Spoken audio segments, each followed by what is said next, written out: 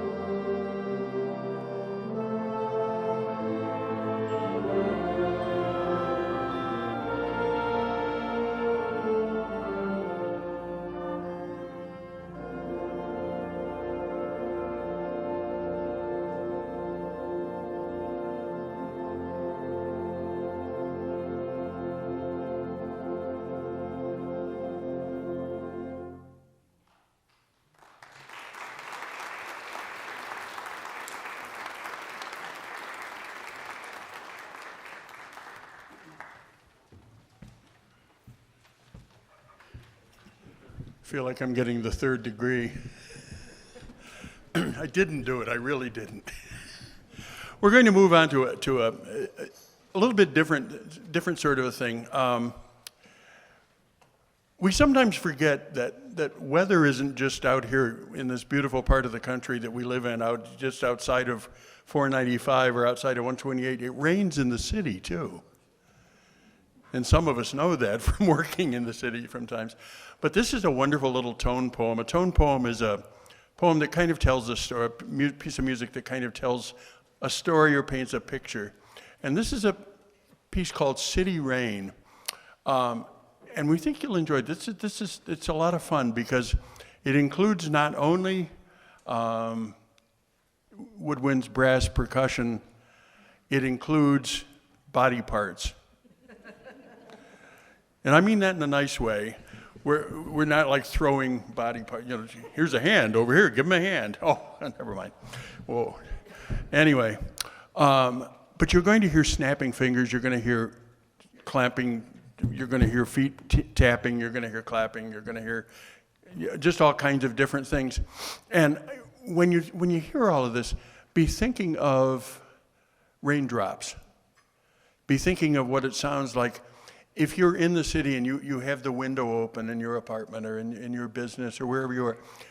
What the drops sound like when they hit different objects in the alleyway or out on the street. You're going to hear different kinds of sounds than normally you would hear.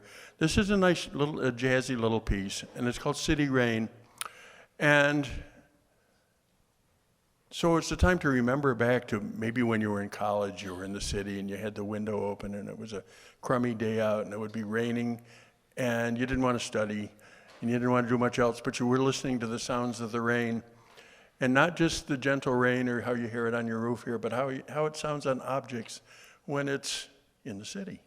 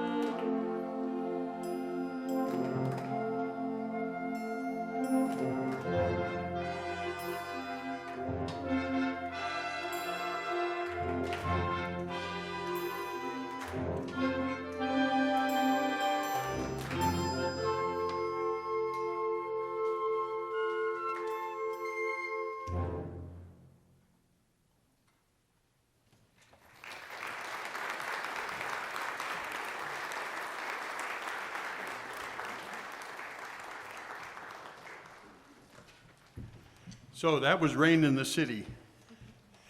The last piece on this half of the program is one of the landmark pieces of concert band literature by a New York composer by the name of Vincent Persichetti. And we've played several pieces over the years by Persichetti. When we played in Worcester last concert, we played his Psalm for band. This Divertimento for band is considered to be like one of the top 10 pieces in not only in difficulty but stylistically for concert band, and it's considered to be one of the in the higher echelon of things that high school bands can do, because most high school bands can't play the piece because of the difficulty of some of the parts. But this is a divertimento, and a divertimento is like a suite of dances. It's a very old form of music, and it predates. In fact, it's probably one of the precursors of what we think of as being the symphony or the sonata or that sort of thing, because it's in this case 5 movements of contrasting fast, slow, fast, slow, fast, which is the kind of a thing that developed a set of dances that developed into what we think of as sort of classical form. But before it was classical form, it was sets of dances.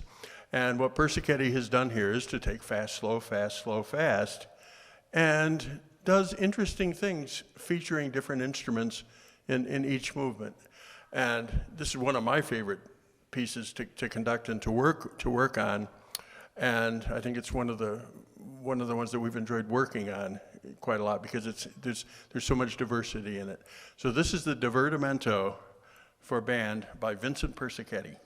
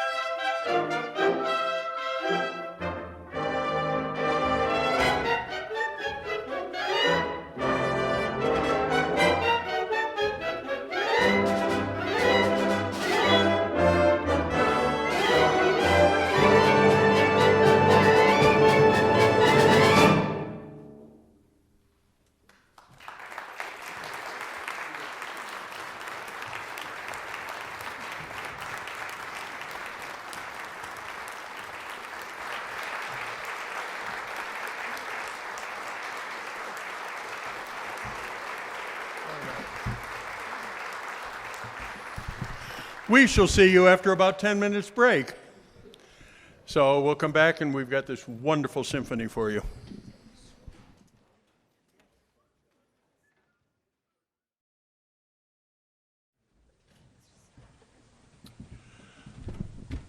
I wanted to say a word before we start this magnificent piece of music.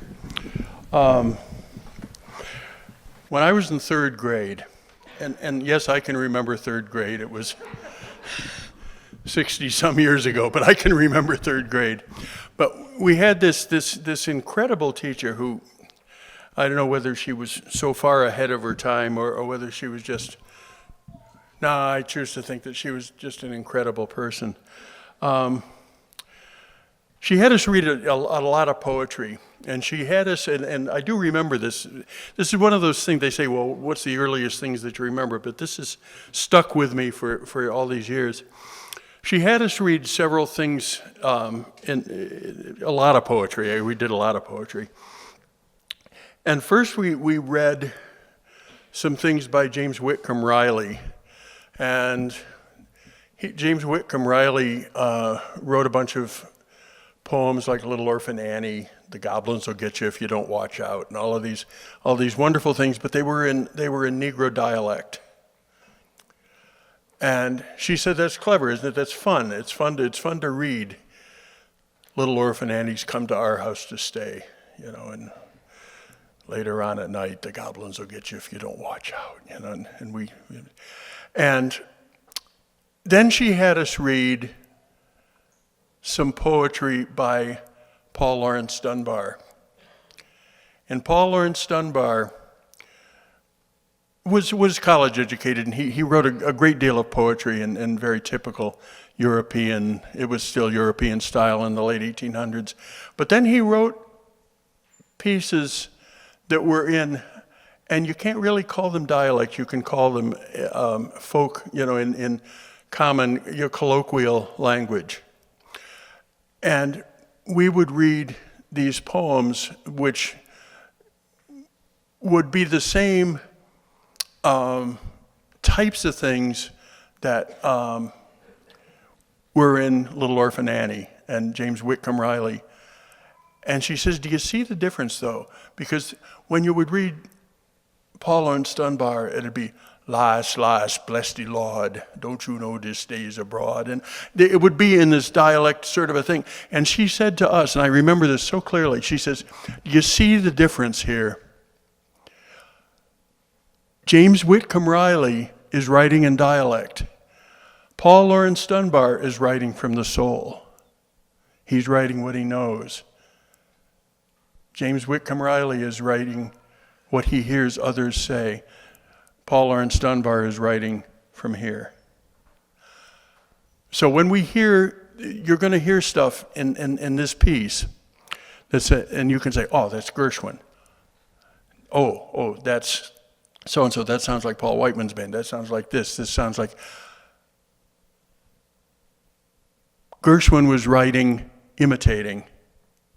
He was imitating what he heard, and very successfully, and he is responsible for bringing jazz into the concert hall, sort of.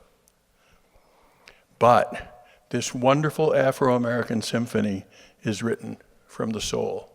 It's written from in here. And I very humbly conduct this today. I've come to really love this piece, and doing the best I can to even be able to touch the hem of the garment of the person who wrote this. So we present for you now, and I think my third grade teacher would be very proud of me for remembering the difference between imitation and from the soul. And we hope you enjoy this wonderful Afro-American symphony.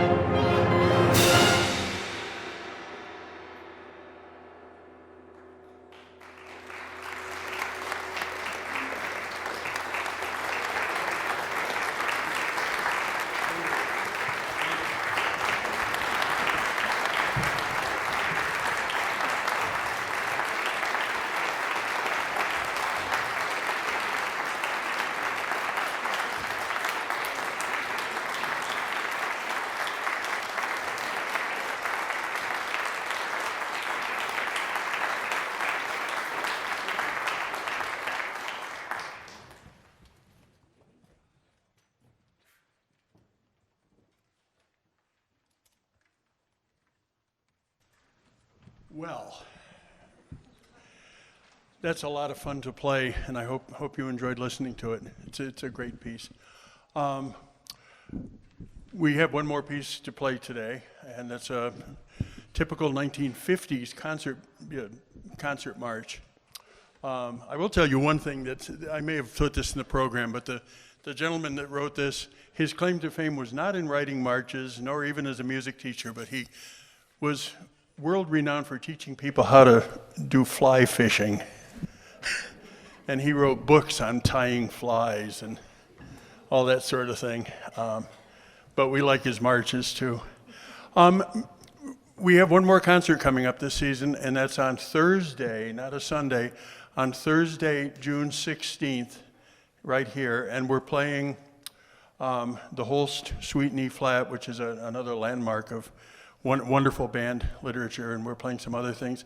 But the important thing is we'll be featuring, highlighting our seniors from the year.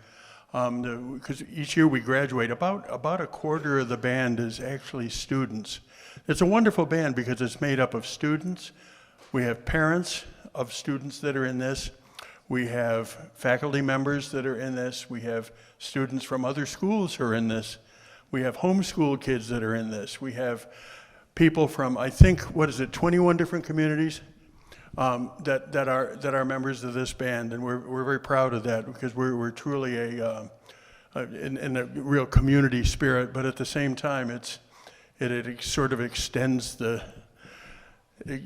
everybody's ability to keep learning as we go. We're all learning all the time. And the other thing is that on this concert on June 16th, we also will be visited and helped out by, we have alumni players that come back every year, sometime, that have graduated from us. And we have at least 7 that I know of now that have previously graduated that'll be playing with us on June 16th. So come on out and support the band, and we can use any of your support that you can give us, any way that you'd like to help us out. Let either me or Joe McCarthy here know how you'd like to help, because we'd like to spend more time just making music and not worrying so much about all of the publicity is changing even as we speak, the ways that you go about it. But thank you so much for coming today, and join us on June 16th. We're going to play Burst of Flame, and then we're going to go home. Thank you so much. You've been a great audience.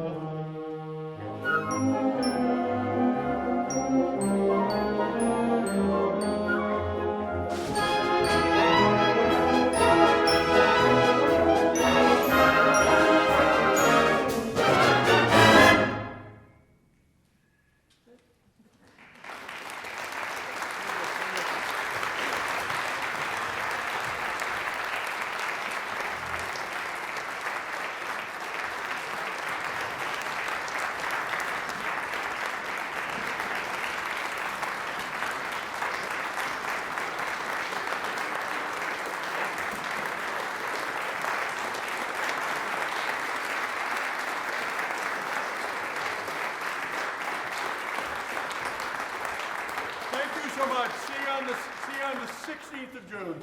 Thank you. Beautiful.